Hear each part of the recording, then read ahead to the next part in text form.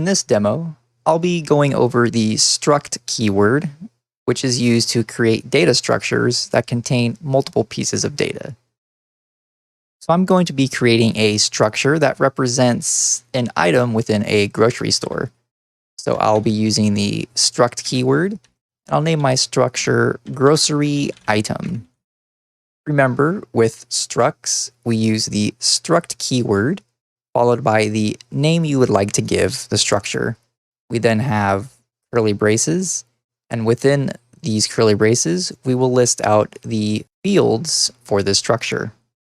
So I'm going to have a stock field, which represents the number of items in stock, and a price field, which represents the price for this particular grocery item. We'll use F64, which is a 64-bit floating point number, and that's also known as a double. So if you need to work with decimal points, you'll want to use F64. Next, I'm going to create a grocery item in my main function.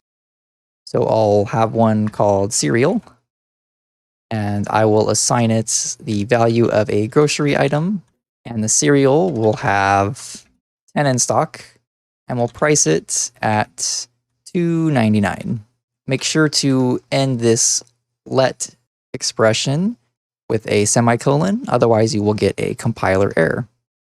I'm going to print out the stock and the price separately for this grocery item.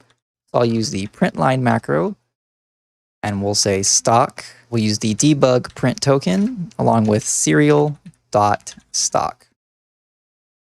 So whenever you want to access a single field within a struct, you use the dot notation and the name of the field. So this 10 value will be here in cereal.stock, which will then be placed here when we access the print line macro. I will also print out the price. So we'll change this to price. And now the stock and the price for the cereal will be printed out. So let's execute this code and see what happens. To run the program, I'm going to go to terminal, new terminal. Then I'll do cargo run -q. And there we go. We have the stock listed as 10, which is the same as our code. And the price is $2.99, just as expected. This concludes the demo. I will see you in the next presentation.